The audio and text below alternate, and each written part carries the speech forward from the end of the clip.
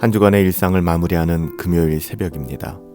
11월 13일 금요일 새벽, 오늘은 데살로니가전서 5장 말씀을 가지고 온전히 거룩하며 흠없는 신자의 삶이라는 제목으로 하나님의 말씀을 상고합니다. 우리는 이번 한 주간 동안 데살로니가전서 1장부터 시작해서 5장까지 전장의 말씀을 상고하고 묵상하였습니다. 오늘은 그 마지막 시간인데요. 특별히 사도 바울은 주 예수 그리스도께서 다시 오시는 그날, 주님의 재림에 관한 종말의 문제를 다루고 있습니다. 물론 때와 시기에 대해서는 말할 것이 없겠죠. 그것은 아무도 알지 못하니까요. 그러나 그날이 예기치 못한 때에 도적과 같이 찾아올 것을 분명하게 이야기하고 있습니다. 어둠 가운데 살아가는 자들, 하나님의 뜻을 등지고 살아가는 자들은 그날이 도적같이 임할 때에 두렵고 그리고 하나님의 심판을 마주하게 될 것입니다. 하지만 근신하고 믿음, 사랑, 소망으로 무장한 삶을 살아가는 빛의 아들들, 즉 하나님의 자녀들인 성도들에게는 그날이 심판의 날이 아니라 구원의 날이 될 것이다 라고 증거하는 것이죠. 예수님은 우리가 깨어있든지 자고 있든지 항상 주님과 함께 살라고 그렇게 말씀하시며 또 그렇게 살게 하시기 위하여 십자가에서 죽으셨습니다. 하나님의 자녀다운 삶을 위하여 십자가에서 죽으셨다는 것이죠. 그러므로 그리스도 안에 있는 자에게는 그날 예수 그리스도께서 다시 오시는 그날이 재난의 날이 아니라 기쁨의 날이 될 것입니다. 문제는 우리가 그리스도 안에 있는지 밖에 있는지 확신이 없이 애매모호한 태도로 살아가는 것 아닐까요? 교회의 마당만 밟고 사는 삶은 굉장히 위험합니다. 참된 믿음 안에서 살되 우리는 하나님께서 주신 순전한 믿음과 또 구원의 확신을 가져야 할 것입니다. 서로 권면하고 피차 덕을 세우기를 힘써야 하는 이유가 여기에 있는 것이죠.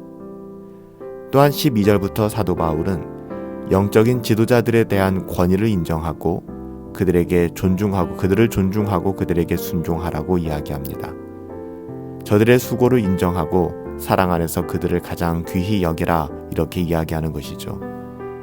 그들의 수고로 말미암아 자신들의 영혼이 자라기 때문에 자신들의 영혼을 위하고 그 영혼을 세워주는 영적인 지도자들을 그 누구보다도 존경하라는 말입니다. 저들의 수고를 인정하고 저들을 사랑하고 귀히 여기는 마음이 없다면 자기 영혼도 자랄 수 없고 성장할 수 없기 때문입니다. 이처럼 영적 지도자는 중요하므로 함부로 세워서는 안 되고 존경할 만한 사람을 세워야 한다라고 사도 바울은 강조하고 있죠. 그리고 사도 바울은 이어서 서로 화목하게 지내라, 그 화평함을 강조하고 있습니다. 그러나 아무나 받아주는 것이 화목이 아니라고 분명히 이야기하죠. 우리가 생각할 때 화목하다, 화평하다 하면 그냥 좋은 것이 좋은 것이라고 서로 그렇게 지내는 것, 또 서로 용납하는 것을 이야기하는데 사도 바울은 신앙 안에서의 화목은 그것이 아니라고 이야기합니다. 아무나 받아주는 것이 결코 화목이 아니라는 것이죠. 또한 사도 바울은 규모 없는 사람들, 즉 게으르고 무질서하고 자기 멋대로 살아가는 사람들을 훈계하고 말하고 있습니다. 마음이 약한 자들은 안위가 필요하고 힘이 없는 자들은 붙들어 주어야만 합니다. 일반적인 원리는 모든 사람을 대하는 그 태도, 즉 오래 참음과 인내라고 또한 이야기합니다. 악을 행하는 자들에게도 악을 악으로 갚지 말고 악을 선으로 갚으라 라고 이야기를 하죠. 상대방의 악보다 더 강한 선함을 드러내야 된다는 것을 신자의 태도, 신자의 자세로서 강조하고 있는 것입니다. 성도를 향한 하나님의 뜻은 항상 기뻐하는 것이요 쉬지 말고 기도하며 범사에 감사하는 것이다. 이것은 어찌 보면 사도 바울의 권면이 아니라 하나님의 분명한 뜻인 것이죠. 하나님의 뜻을 사도 바울은 권면으로서 드러내고 있습니다. 마지막으로 덧붙이는 권면은 성령을 소멸하지 말고 예언을 멸시하지 말며 모든 것을 시험하여 좋은 것을 취하되 악은 그 모양이라도 버리라는 것입니다. 이것은 균형이 요구되는 말씀이죠. 데살로니가 교회는 성령의 은사인 예언을 멸시함으로 성령을 소멸할 가능성이 있었습니다. 그럼에도 사도 바울은 무조건 예언을 다 그대로 믿으라고 하진 않습니다. 그 예언을 시험해보고, 즉 옳은 것, 하나님의 말씀에 거한 것인가를 충분히 검증해보고 분별하여 그것을 취하라고 하는 것이죠. 분별이 필요하지만 성령의 역사를 거부하는 방향으로 가서는 안 된다라고 강력하게 도전하고 있습니다. 사랑하는 여러분, 데살로니가 교회를 향한 사도 바울의 마음은 한 가지, 주님 다시 오실 때에 그들이 온전히 거룩하여 흠이 없이 나타나는 것이다 라고 23절에 증거하고 있습니다. 또한 사도 바울은 그 일도 그들을 부르신 주님께서 이루실 것이라고 24절에 단언하고 있죠.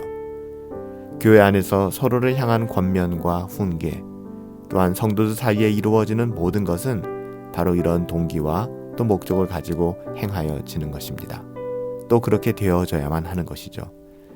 우리는 이번 한 주간 동안 데살로니가전서 5장의 그 말씀을 나누어 상고하면서 진정한 회심이 가져오는 열매, 그리고 사람의 말이 아닌 하나님의 말씀으로 들어야 하는 것들, 목회자와 성도들 사이에 넘치는 사랑, 또 부르심에 합당한 삶을 세워나가는 것, 그리고 오늘 마지막으로 온전히 거룩하며 흠없는 신자의 삶을 살아가야 되는 것에 대해서 배웠습니다.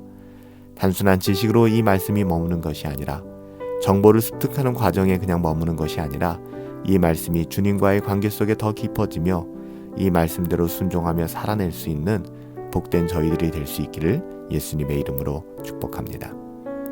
아버지 하나님, 교회에 주신 지도자들의 수고를 귀히 여기게 하시고 그 가르침을 받을 때에 사람의 말로 받는 것이 아니라 하나님의 말씀으로 듣게 하시고 부르심에 합당한 삶을 추구하며 살아갈 수 있도록 하나님 우리에게 은혜를 더하여 주시옵소서. 온전히 거룩하며 흠없는 신자의 삶을 갈망합니다. 하나님의 뜻을 순종하여 행하는 교회 되게 하여 주시옵소서. 늘 주님의 재림 다시 오심을 기다리며 준비된 삶을 살아가다가 주님 다시 오시는 그날에 거룩하고 흠없는 자들로 나타나는 우리 모두가 될 수 있기를 소망합니다. 살아계신 아버지 하나님, 진정한 회심이 가져오는 열매를 맺게 하시고 하나님 우리 가운데 있는 주어지는 하나님의 말씀을 사람의 말이 아닌 하나님의 말씀으로 분별하여 순종하게 하여 주시며 부르심에 합당한 삶을 추구하며 날마다 온전히 거룩하며 흠없는 신자의 삶 살아갈 수 있는 저희들 되어줄 수 있도록 하나님 은혜 베풀어 주시옵소서. 한 주간의 일상을 마무리합니다. 오늘 하루도 하나님 은혜 주시어서 주님의 뜻 잘 드러내며 살아갈 수 있는 빛의 자녀로 살아갈 수 있도록 하나님 인도하여 주시옵소서. 감사합니다.